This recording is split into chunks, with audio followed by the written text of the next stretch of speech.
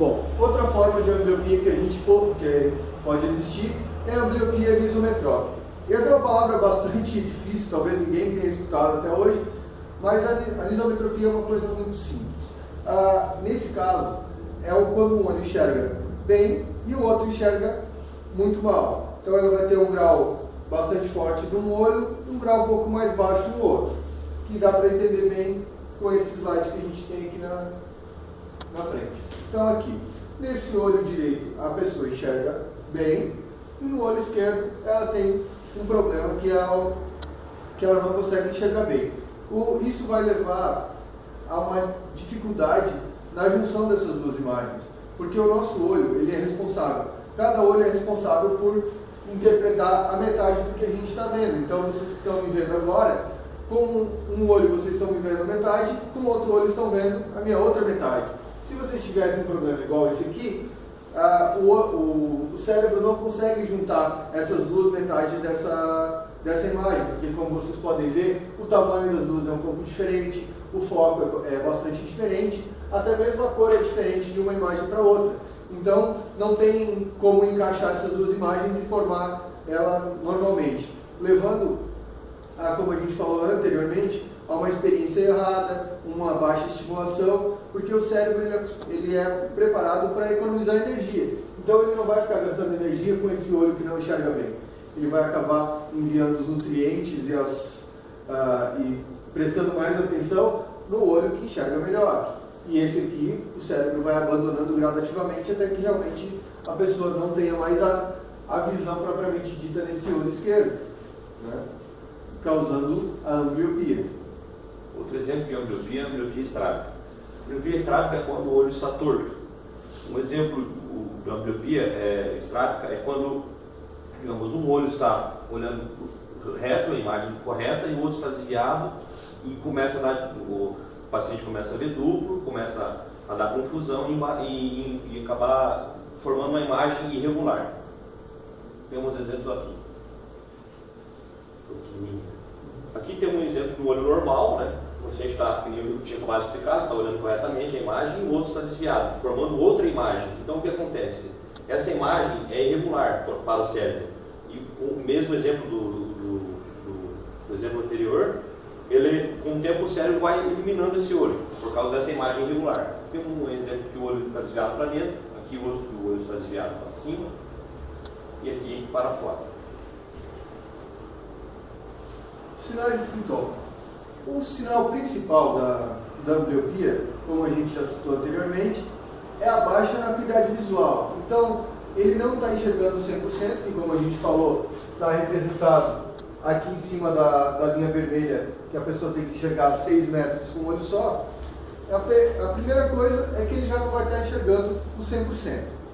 A próxima coisa na acuidade visual que tem que levar em conta é os pais e professores, que são as pessoas que vão estar olhando para a criança e vendo ela, vão ter que observar se essa criança vai muito perto da TV para assistir, se ela puxa muito próximo o texto para ler, ou se ela tem problemas de leitura, não é muito interessada em ler. Às vezes pode ser um problema visual, por isso que ela não consegue enxergar bem e ela não gosta de fazer leitura. Outra coisa é a dificuldade com percepção de profundidade, né? Se essa é uma criança que esbarra bastante nas coisas, tropeça bastante, às vezes é difícil, quando vai subir uma escada cai muito, vai pegar um copo, alguma coisa acaba derrubando. Esse é um problema de percepção de profundidade, que também pode estar relacionado com a ambliopia ou até mesmo com outras síndromes, né? Outro exemplo é o estrabismo. Geralmente se relata que um olho às vezes desvia ou está vendo duplo. E igual aos exemplos anteriores, dificilmente a criança vai reportar que ela está vendo duplo ou que às vezes o olho está desviando. Então são todos sinais e sintomas que devem ser vistos principalmente pelos professores, que geralmente vão estar mais próximos dessas crianças, e dos pais também. E todos esses o que deve acontecer, deve levar as crianças a fazer um exame rotineiramente, para que através do exame se possa ver se há um desses sinais ou sintomas, através por um profissional apto a fazer o exame. Bom, Os testes diagnósticos são feitos através da tomada da acuidade visual, que essa tabela aqui é uma tabela similar àquela que a gente está apresentando ali do lado, porém essa aqui é um pouquinho diferente porque ela tem a tabela e depois ela tem essas 4 cartas que a gente pode dar para a criança, ou essa aqui. Então a gente aponta a letra aqui e a criança aponta para a gente qual é a letra. Mesmo ela não sendo alfabetizada, ela pode ter um entendimento, é de fácil entendimento, é fácil de ela responder corretamente para a gente. Primeira, como a gente falou, o primeiro sinal e sintoma é a baixa na acuidade visual. Então, por isso, o teste de tomada da acuidade visual, que é esse aqui que a gente está mostrando para vocês agora, é tão importante e é legal fazer, que é um teste muito simples para ser feito, é feito em triagem, até mesmo na escola, já foi muitas vezes é feito. E é um teste que dá uma resposta já, no caso do caminho de uma ambbliopia, ou mesmo se ela tenha um simples defeito refrativo que precisa ser corrigido com óculos, né?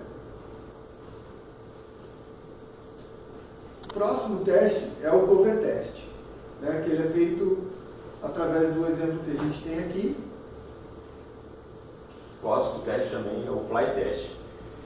O fly test faz o seguinte: a criança usa o óculos, vai colocar o óculos e vai tentar pegar a mosquinha, tentar pegar as asas da mosquinha. O que esse teste faz?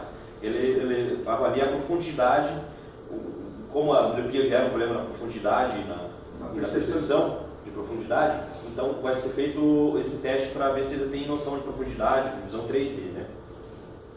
Bom, os tratamentos. O tratamento já começa na primeira consulta, até está a representação gráfica aqui, né? O tratamento já começa na primeira consulta, porque a partir da primeira consulta que essa criança faz, o profissional já vai começar a tomar as primeiras decisões voltadas para o bem-estar e a reabilitação visual dessa criança. Então, primeira coisa é fazer uma consulta, é ver em que ponto que essa criança está, se está saudável, não está saudável, está com algum problema visual, né? Então, esse é o primeiro ponto.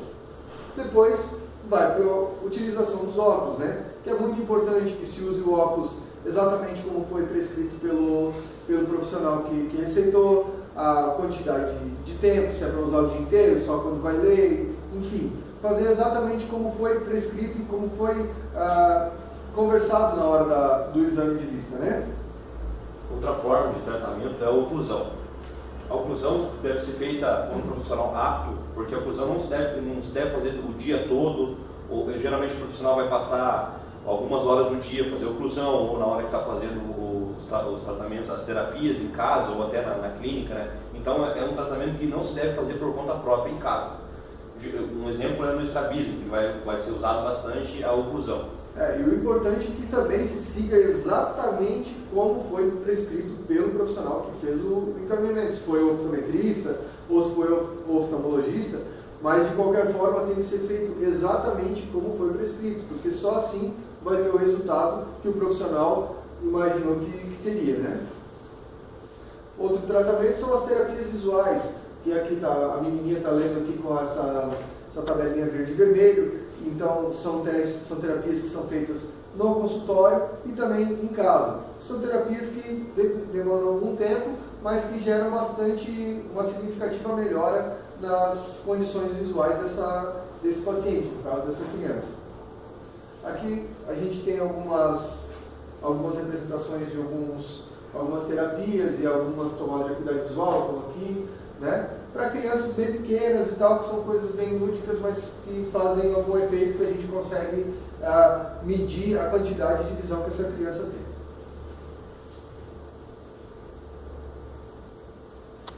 Prognóstico. Prognóstico depende de vários fatores. Um dos principais fatores é a idade que o problema foi descoberto. Geralmente, a visão, como já foi dito pelo Jean, ela começa a se formar a partir da segunda semana de vida e vai até aproximadamente os 12 anos de idade. Então é nesse meio tempo que, se houver alguma alteração, quanto antes foi descoberta, melhor vai ser o prognóstico, ou seja, melhor vai ser a forma de conseguir atingir a visão 100% e ideal para que tenha estímulo bastante na retina, para que consiga...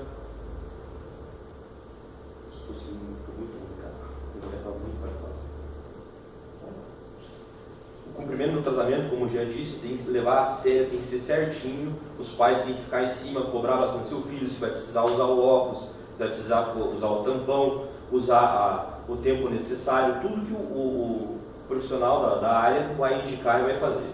O outro é a gravidade da doença. A gravidade da doença, digamos assim, quanto maior a gravidade, pior vai ser o prognóstico, né? Então, digamos, um paciente que tem uma ambliopia que enxerga mais ou menos nessa linha aqui, para ele poder chegar na visão correta, 100%, 20/20, o prognóstico é melhor, porque é mais fácil o tratamento, é mais fácil conseguir chegar a 100% da visão. Agora, um paciente que enxerga só a letrona grande, até ele conseguir chegar na visão 100%, 20/20, então já é mais o tratamento vai ser demorado, eu tenho que cumprir bem certinho, para que consiga também chegar pelo menos próximo dessa visão 100%. E por último, como considerações finais, cuide da saúde, de sua saúde visual, né? Não faz parte do nosso trabalho, mas de uma forma geral a gente tem que se preocupar com a saúde visual como um todo, né? Então, faça os exames regularmente, a cada ano, a cada 2 anos. Tome cuidado da pressão arterial, porque a hipertensão é uma coisa também que leva a cegueira, também é uma cegueira evitável, né? Então ela pode gerar perdas irreversíveis para a visão. Então tome cuidado da sua pressão arterial. A diabetes também é outra doença que pode gerar cegueira, que é evitável também. Então sempre fazer o teste certinho, cumprir, mesmo que não tenha, mas se tiver algum familiar próximo que tenha, se tiver algum familiar que já tem um problema de cegueira, não só por causa da diabetes ou da hipertensão, sempre fazer um teste, um teste rotineiro, para que possa não desenvolver nenhum desses problemas irreversíveis até certo ponto, né? Bem como também o glaucoma, que é uma doença bastante complexa, bastante perigosa e que também deve ser tomado bastante cuidado. Então, se você tem problema de alguém que teve cegueira na família, pessoa que tem glaucoma, ou alguém que já usa óculos na sua família, não custa nada fazer um exame, se prevenir, porque como a gente falou, o tratamento precoce, como para qualquer doença, para qualquer coisa, é sempre o melhor remédio. Muito obrigado. E um bom dia a todos. Só tem que ensaiar mais, né? Eu que ensaiar, né? Vamos mandar para